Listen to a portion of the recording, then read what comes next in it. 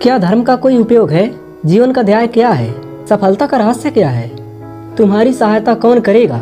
इन सभी प्रश्नों का उत्तर जानने के लिए इस वीडियो के अंत तक बने रहिए। दोस्तों, इस वीडियो में स्वामी विवेकानंद जी के इन्हीं प्रश्नों के जवाब देने वाले विचारों को समेटा गया है।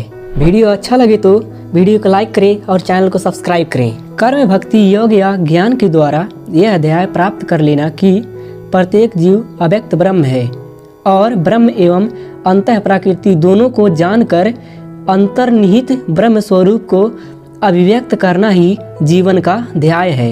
यदि ईश्वर है तो हमें उसे देखना चाहिए, अन्यथा उन पर विश्वास ना करना ही अच्छा होगी। ढोंगी बनने की अपेक्षा स्पष्ट रूप से नास्तिक बनना अच्छा है। उच्च विचारों को, धर्म ग्रंथों को, वेद शास्त्रों के अध्ययन से एवं उनको सुनने से कुछ नहीं होता जब तक उस उच्च विचारों को उन वेद शास्त्रों में बताए गए ज्ञान के अनुसार अभ्यास एवं आचरण न किया जाए। अगर आप किसी भी क्षेत्र में सफल होना चाहते हैं तो केवल उसी क्षेत्र एवं उसी क्षेत्र के से विषय से संबंधित चीजों को पढ़ो, लिखो, सोचो। अपने मन, मस्तिष्क, शरीर, स्नायु एवं रक्त में उसी क्षेत्र के विषयों को, उसी विचारों को दौड़ने दो। बाकी जितने विचार हैं उन्हें त्याग दो, उन्हें दूर रखो। यही है सफलता का रहस्य। जितने भी सफल पुरुष, महामानव, महापुरुष हुए वह सभी हम ही सभी के भांति साधारण मनुष्य ही थे, लेकिन वह महान योगी थे। उन्होंने ब्राह्मी स्थिति प्राप्त कर ली जो हर मनुष्य अंत में प्राप्त करता ही है, और हम सब भी इस ब्राह्मी स्थिति को प्राप्त कर सकते हैं। ब्राह्मी स्थिति को अंत में प्राप्त करना ही धर्म है। ईश्वर मुक्ति स्वरूप है, प्रकृति का नियंता है। तुम उसे मानने से इनकार नहीं कर सकते हो, क्योंकि तुम स्वतंत्रता के भाव के बिना ना कोई कार्य कर सकते हो ना जी सकते हो। कोई भी जीवन असफल नहीं हो सकता। संसार में असफल कही जाने वाली कोई वस्तु है ही नहीं। सैकड़ों बार मनुष्य को चोट पहुंच सकती है, हजारों बार वह पछाड़ा खा सकता है, पर अंत में वह यही अनुभव करेगा कि वह स्वयं ही ईश्वर है।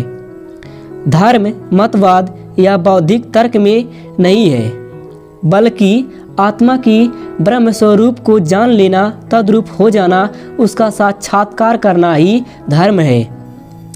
अगर मांगोगे तो जो मांगोगे सिर्फ वही मिलेगा। अगर खटखटाओगे तो दरवाज़ा तुम्हारे लिए खुल जाएगा और फिर कभी मांगने की जरूरत नहीं पड़ेगी। विवेकानंद जी के अनुसार यह पूर्ण सत्य है, ना कि अलंकारिक एवं काल्पनिक है। इसीलिए इन बातों को स्मरण रखने के लिए उन्होंने कहा है, बाहरी एवं ब्रह्म प्रकृति पर अथवा इस बाहरी दुनिया पर विजय प्राप्त कर लेना बहुत बड़ी चीज़ है और बहुत बड़ी बात भी है। लेकिन इससे भी बड़ी बात है कि मनुष्य खुद पर, खुद के मन पर विजय प्राप्त करे, अंतः ब्रह्म पर विजय प्राप्त करे। क्योंकि जब मनुष्य खुद पर विजय प्राप्त कर लेता है और अपने अंतःकरण पर विजय प्राप्त कर लेता है तो वह मन के सभी आश्चर्यजनक, जो चमत्कार के भांति प्रतीत होते हैं, उन रहस्यों को भली भांति जान पाता है। और यही बात ही धर्म के साथ आच्छेद्य होती है। जीवन हो या मृत्यु हो, सुख हो या दुख हो, ईश्वर सब और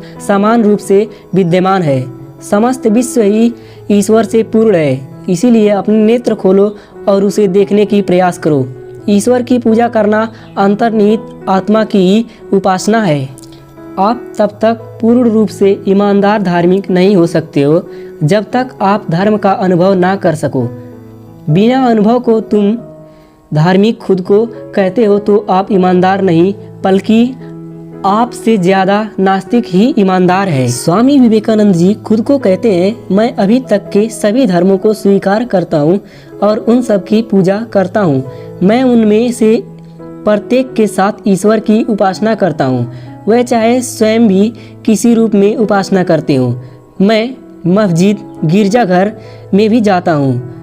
मैं बौद्ध मंदिरों में जाकर बुद्ध की शिक्षा की शरण लेता हूँ। जंगल में जाकर हिंदुओं के साथ ध्यान करता हूँ, जो हृदयस्थ ज्योति स्वरूप परमात्मा को प्रत्यक्ष करने में लगे हुए हैं। धर्म योग के एवं एकत्व के द्वारा प्राप्त किया जा सकता है। योग कर्मयोगी के लिए मनुष्य और मनुष्य जाति के एकत्व रूप में है। राजयोगी के लिए योग जीव तथा ब्रह्म के एकत्व रूप में है। किसी भक्त के लिए प्रेम स्वरूप भगवान तथा उसके स्वयं के एकत्व के रूप में है, और ज्ञान योगी के लिए तो बहुत्व में भी एकत्व के रूप में प्रकट होता है। योग का यही अर्थ है। अब प्रश्न यह है कि क्या वास्तव में धर्म का कोई उपयोग है? हाँ, वह मनुष्य को अमर बना देता है। उसने मनुष्य के निकट आए यथार्थ स्वरूप को प्रकाशित किया है और वह मनुष्य को ईश्वर बनाएगा।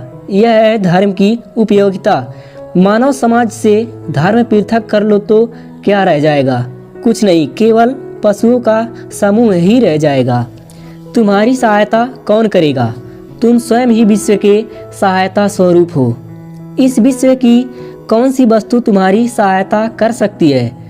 तुम्हारी सहायता करने वाला मनुष्य, ईश्वर या प्रेतात्मा कहाँ है? तुम्हें कौन पराजित कर सकता है? तुम स्वयं ही विश्व स्रष्टा भगवान हो।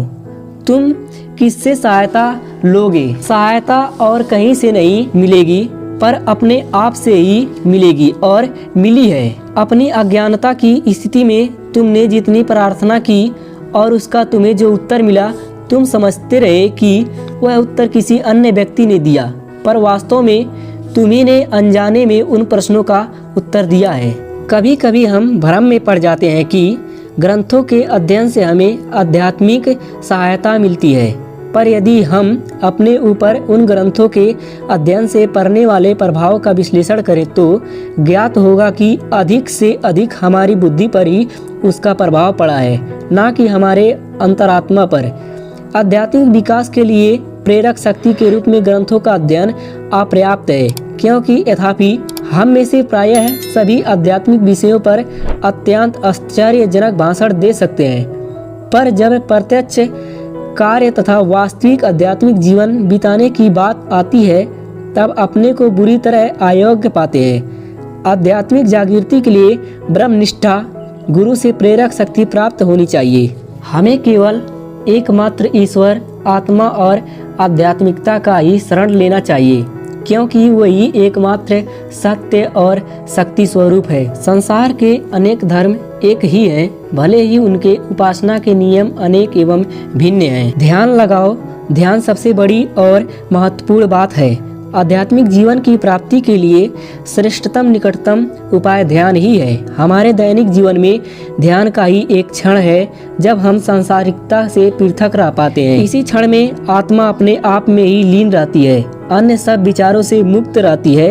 यही है आत्मा का आश्चर्यजनक प्रभाव। जो अपने आप को ईश्वर को समर्पित कर देते हैं, वे तथाकथित कर्मियों की अपेक्षा संसार का अधिक हित करते हैं। जिस व्यक्ति ने अपने को पूर्ण शुद्ध कर लिया है, वह उपदेशों के समूह की अपेक्षा अधिक सफलतापूर्वक कार्य करता है। चित्त शुद्धि और मौन से ही शब्द में शक्ति आती है।